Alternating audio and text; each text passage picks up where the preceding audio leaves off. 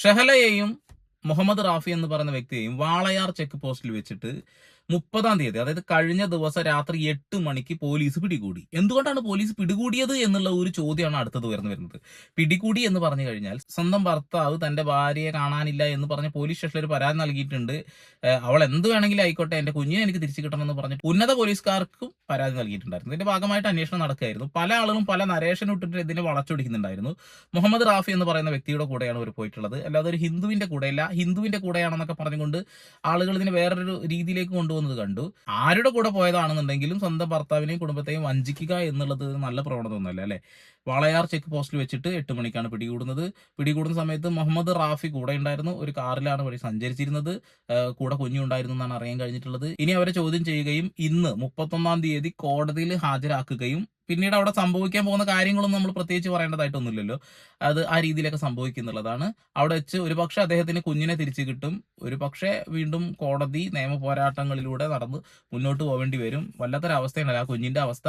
എന്തായാലും ആ വാർത്തയുടെ കുറച്ച് ഭാഗം ഞാനൊന്ന് വായിക്കാവേ.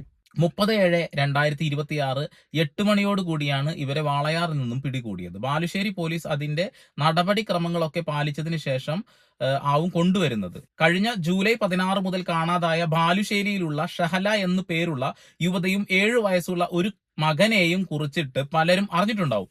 അവരെ ഇന്ന് കണ്ടെത്തിയിരിക്കുന്നു. അവരെ വാളയാറിൽ നിന്നാണ് പിടികൂടിയത്. മുഹമ്മദ് റാഫി എന്ന് പേരുള്ള ഒരാളെ കാറിൽ സഞ്ചരിക്കുമ്പോഴാണ് ഇവരെ കുറിച്ച് പോലീസിന് വിവരം ലഭിച്ചതും വാളയാർ ചെക്ക് പോസ്റ്റിൽ വെച്ച് അവരെ പിടികൂടുന്നതും. ഷഹല വീട്ടിൽ നിന്ന് ഇറങ്ങിയ കഥ നിങ്ങൾക്ക് എല്ലാവർക്കും അറിയാമല്ലോ. ഒരു ബാങ്കിലേക്കാണെന്ന് പറഞ്ഞുകൊണ്ട് രാവിലെ ഒരു 11 മണിയോട് കൂടിയിട്ടാണ് പോകുന്നത്. ബാങ്കിൽ നിന്ന് ഇറങ്ങി പിന്നെ അവരെ കണ്ടിട്ടില്ല. അവരൊരുപാട് സ്വത്ത് അല്ലെങ്കിൽ സ്വർണവുമായിട്ടാണ് മുങ്ങിയത് എന്ന രീതിയിലുള്ള പ്രചരണങ്ങളൊക്കെ നടക്കുന്നുണ്ട്. പക്ഷെ അതൊക്കെ എത്രത്തോളം സത്യമാണ് എന്ന് പറയാൻ കഴിയില്ല. ഇന്ന് കോടതിയിൽ ഹാജരാക്കി കഴിഞ്ഞാൽ ബാക്കി കാര്യങ്ങൾ അറിയാം. ഇന്നിപ്പോ രാവിലെ 10-11 മണി ആവാറായില്ലേ. ഈ സമയമാകുമ്പോഴത്തേനും അവരെ കോടതിയിൽ ഹാജരാക്കി അതിന്റെ അപ്ഡേഷൻസ് എന്തായാലും നമുക്ക് പറയാം. എന്തുകൊണ്ടാണ് ഒളിച്ചോട്ടം മാത്രം ചർച്ച ചെയ്യപ്പെടുന്നതും മറ്റുള്ള ആവശ്യമുള്ള കാര്യങ്ങൾ ചർച്ച ചെയ്യപ്പെടാത്തതും എന്നുള്ള ഒരു ചോദ്യമുണ്ട്. ആളുകളുടെ ക്യൂരിയോസിറ്റി തന്നെയാണ് ഇതിനൊക്കെ കാരണം എന്നുള്ളതാണ്. ആരെയും കുറ്റം പറയാൻ കഴിയില്ല. ആളുകൾക്ക് ഇത്തരം കാര്യങ്ങൾ കാണാനാണ് ആഗ്രഹമെങ്കിൽ അത്തരം കാര്യങ്ങൾ നമ്മൾ സമൂഹത്തിന് മുന്നിലേക്ക് കൊണ്ടുവരാതിരിക്കാൻ കഴിയില്ല എന്നുള്ളതാണ്. പിന്നെ ഇത്തരം വാർത്തകളിലൂടെ നമ്മൾ മനസ്സിലാക്കേണ്ട കാര്യങ്ങൾ ഒരു ചെറിയ സന്ദേശം കൂടി ഒളിഞ്ഞിരിക്കുന്നുണ്ട്. നമ്മൾ നമ്മുടെ ഭാര്യയാണെങ്കിലും ഭർത്താവിനെയാണെന്നുണ്ടെങ്കിലും അന്യോന്യം പരിഗണിക്കാനും സ്നേഹിക്കാനും ശ്രമിക്കുക എന്നുള്ളതാണ്. ചെറിയ ചെറിയ പ്രശ്നങ്ങൾ അങ്ങോട്ടും ഇങ്ങോട്ടും ഉണ്ടാവും. ആ പരിഭവങ്ങളൊക്കെ മറികടന്നുകൊണ്ട് സ്നേഹിച്ച് മുന്നോട്ട് പോകാൻ കഴിയുമെങ്കിൽ മുന്നോട്ട് പോവുക. തീരെ ഒരുമിച്ച് പോകാൻ കഴിയില്ലെങ്കിൽ ബന്ധം വേറിട്ട് പോവുക എന്നുള്ളതാണ്. എന്തായാലും ആ കുഞ്ഞിനെ കൊണ്ടുപോയത് എന്തിനാണ് എന്നുള്ളതാണ് എനിക്ക് തീരെ ഒരു പിടിയും കിട്ടാത്തത്. ആ കുഞ്ഞിനെ എന്തായാലും കോടതി ഇയാൾക്ക് തന്നെ തിരിച്ചു നൽകണം എന്നാവും പറയുക. പിന്നെ മറ്റൊരു ശബ്ദ സന്ദേശം ഞാൻ കേൾക്കാൻ ഇടയായിട്ടുണ്ടായിരുന്നു കേട്ടോ. അതായത് ഷഹലയുടെ ഭർത്താവ് ഇവർക്ക് പണം ഒന്നും സാമ്പത്തികമായിട്ട് കൊടുക്കാറില്ല. സഹോദരിയുടെ കയ്യിലേക്കാണ് പണമെല്ലാം അയച്ചു കൊടുക്കുന്നത്. ഒരു ജീപ്പേ പോലും ഇല്ലാത്ത ആളാണ് ഷഹല എന്നും ഷഹലയെ പരിഗണിക്കാത്തൊരവസ്ഥയുള്ളത് കൊണ്ടാണ് അങ്ങനെ പോയത് എന്നുള്ള ഒരു ശബ്ദ സന്ദേശം. അതായത് ഷഹലയുടെ സുഹൃത്ത് എന്ന രീതിയിലൊക്കെയാണ് സോഷ്യൽ മീഡിയയിൽ അത്തരം ശബ്ദ സന്ദേശങ്ങൾ ഇങ്ങനെ കറങ്ങി നടക്കുന്നത്. നിജസ്ഥിതി നമുക്കറിയില്ല എന്നുള്ളതാണ്. ഒരു ഗൂഗിൾ പേ അക്കൗണ്ട് ഇല്ലാത്തതിന്റെ പേരിൽ ഭർത്താവ് സാമ്പത്തികമായി ഒന്നും നൽകിയില്ല എന്നതിന്റെ പേരിൽ ഒളിച്ചോടി പോയതാണ് ഇതെന്ന് ഞാൻ ഒരിക്കലും വിശ്വസിക്കുന്നില്ല. ഈ റാഫി എന്ന് പറയുന്ന വ്യക്തിയോട് പ്രത്യേകിച്ച് വേറെ എന്തെങ്കിലും രീതിയിലുള്ള അടുപ്പം ഉണ്ടാവാനുള്ള സാധ്യതകൾ ഉണ്ടല്ലോ. ഇപ്പൊ പ്രവാസികളായ ആളുകളെയൊക്കെ ഒറ്റക്കണ്ണിൽ കാണുന്ന ആളോട് എനിക്ക് പറയാനുള്ളത്, മനുഷ്യന്മാര് പലവിധമാണ്, അല്ലെ? ആ പലവിധമായ മനുഷ്യന്മാരുടെ സ്വഭാവം എന്താ? വ്യത്യസ്തരാണെന്നുള്ളതാണ്. അപ്പൊ മനോഭാവങ്ങൾ തമ്മിൽ ഒരുപാട് മാറ്റങ്ങൾ ഉണ്ടാവും. ചില ആളുകൾ ഇത്തരം പ്രേമങ്ങളിൽ പോയി വീഴും, ചില ആളുകൾ ഇതൊന്നും മൈൻഡ് ചെയ്യില്ല. ചില ആളുകൾ കാമത്തിൽ പോയി വീഴും, ചില ആളുകൾ അതിൽ വീഴില്ല. അതും വ്യത്യസ്തരായിരിക്കും മനുഷ്യന്മാർ എന്നുള്ളതാണ്. അപ്പൊ മുഹമ്മദ് റാഫി എന്ന് പറയുന്ന വ്യക്തി മനഃപൂർവ്വം അവരെ വളച്ചെടുത്തതാകാം, അല്ലെങ്കിൽ ഇവരങ്ങോട്ട് പോയിട്ട് വീണതാകാം. അതൊക്കെ എന്തായാലും ആവട്ടെ, കോടതിയിൽ നടക്കേണ്ട കേസാണ്. ഇനി കോടതിയിലെത്തി അവരാരുടെ കൂടെ പോകുമെന്ന് അവരവിടുന്ന് തീരുമാനിക്കും. ബാക്കി ഡീറ്റെയിലും കാര്യങ്ങളൊക്കെ അപ്പൊ തന്നെയാണ് പുറത്തു വരിക എന്നുള്ളതാണ്. കുഞ്ഞിനെയും സ്വർണ്ണാഭരണവും കുഞ്ഞിനെ കൊണ്ടുപോയത് ഓക്കെ, സ്വർണ്ണാഭരണം കൊണ്ടുപോയില്ലേ എന്നുള്ളത് വ്യക്തത ഇല്ലാത്ത കാര്യമാണ്. പിന്നെ ഇവരെ പരിഗണിച്ചില്ല എന്നുള്ളത്, പരിഗണന കിട്ടിയിട്ടുണ്ടാവാനുള്ള സാധ്യത കുറവാ. അതുകൊണ്ടൊക്കെ തന്നെയാണ് മറ്റുള്ള ആളുകളെ ആശ്രയിച്ച് ചില ആളുകൾ പോകുന്നത്. ഇനി എല്ലാ പരിഗണനയും കിട്ടിട്ട് എല്ലാം തിന്നിട്ട് എല്ലി കുത്തിയതിന് ശേഷം വല്ല ഊളത്തരം ചെയ്യുന്ന ആളുകൾ ഉണ്ടെങ്കിൽ അത് എന്താ ഞാൻ പറയേണ്ടത്? ഇവിടെ ഇപ്പൊ ആരാണ് ഇവിടെ സങ്കടപ്പെടാൻ പോകുന്നത് അറിയോ? ആ കുഞ്ഞാണ്. ആ കുഞ്ഞിന് വേണ്ടി ഇവർ നിയമ പോരാട്ടങ്ങൾ നടക്കുമ്പോൾ ആ കുഞ്ഞ് എത്ര അനുഭവിക്കുന്ന അറിയോ? പാവം കുട്ടി, അല്ലേ? അതുപോലെ തന്നെ മുഹമ്മദ് റാഫിയെ, നിനക്ക് ഭാര്യയും 3 കുഞ്ഞുങ്ങളുള്ളടാ. ആ കുഞ്ഞുങ്ങളെയും ഭാര്യയെയും ചതിച്ചുകൊണ്ട് ഇമാതിരി ഉളത്തരം ചെയ്തത് എങ്ങനെയാടാ? പടച്ച തമ്പുരത് കാണുന്നില്ലേ? 5 നേരം നിസ്കരിക്കുന്നവനാണോ നീ? അങ്ങനെയാണെങ്കിൽ നീ 5 അല്ല 1000 തവണ ചിന്തിക്കേണ്ട ഒരു വിഷയമല്ലേ ഇത്? ഊളത്തരല്ലടാ കാണിച്ചിട്ടുള്ളത്. എന്തായാലും മുഹമ്മദ് റാഫിയുടെ വൈഫിനെയും കുഞ്ഞുങ്ങളെയും അവരുടെ സ്വന്തം വീട്ടിലേക്ക് വിളിച്ചു കൊണ്ടുപോയി എന്നൊക്കെ കമന്റ് ബോക്സിൽ കാണുന്നുണ്ട്. നമുക്കതിന്റെ നിജസ്ഥിതി അറിയില്ല. എന്തായാലും അത് കൊണ്ടുപോയി എന്നാ പറയുന്നത്. അവരും ഒരു പരാതി നൽകണം, ശരിക്കും വഞ്ചനാ കുറ്റത്തിന് ഒരു പരാതി നൽകണം. അത് മുഹമ്മദ് റാഫിയുടെ വീട്ടുകാർ കൊടുക്കണം, അതുപോലെ തന്നെ ഇവിടെ ഷഹലയുടെ ഭർത്താവും കൊടുക്കേണ്ടതായിട്ടുണ്ട് എന്നുള്ളത്. ഇനിയും ഇങ്ങനെയുള്ള അനുഭവങ്ങൾ ഉണ്ടാവാതിരിക്കാനാണ് ശ്രമിക്കേണ്ടത്. വീഡിയോ കാണുന്ന ആളുകൾക്ക് ഒരു മെസ്സേജ് എന്താണെന്ന് മനസ്സിലായില്ലേ? സ്വന്തം ഭർത്താവിനെയും ഭർത്താവിന്റെ വീട്ടുകാരെയും വഞ്ചിക്കുന്ന ഒരു സ്ത്രീ, സ്വന്തം ഭാര്യയെയും മക്കളെയും വഞ്ചിക്കുന്ന മറ്റൊരു മനുഷ്യൻ റാഫി, ഈ രണ്ടുപേരും ചെയ്യുന്നത് ഊളത്തരാണെന്നുള്ളതാണ്. രണ്ടുപേർക്കും ഇവിടെ നിയമപരമായിട്ട് സ്വന്തം ഭാര്യയെയും അല്ലെങ്കിൽ സ്വന്തം ഭർത്താവിനെയും ഒഴിവാക്കിയിട്ട്, നിയമപരമായി ഒഴിവാക്കിയിട്ട് മറ്റൊരു വിവാഹത്തിലേക്ക് പോവുകയാണെങ്കിൽ ഈ ഒരു കുഴപ്പങ്ങളൊന്നും ഉണ്ടായിരുന്നില്ല എന്നുള്ളതാണ്. തൊലാക്ക് ചൊല്ലാം, നിയമപരമായിട്ട് മുന്നോട്ട് പോവാം, ഒരുപാട് കാര്യങ്ങളുണ്ട്. പക്ഷെ അതൊന്നും ചെയ്യാതെ ഇത് ചെയ്യുന്ന ആളുകളെ സപ്പോർട്ട് ചെയ്യാൻ പാടില്ല. പരിഗണന കിട്ടിയില്ല, സ്നേഹം കിട്ടിയില്ല, അത് കിട്ടിയില്ല, ഇത് കിട്ടിയില്ല എന്നൊക്കെ ഒരുപാട് ആളുകൾ പറയുന്നുണ്ടല്ലോ.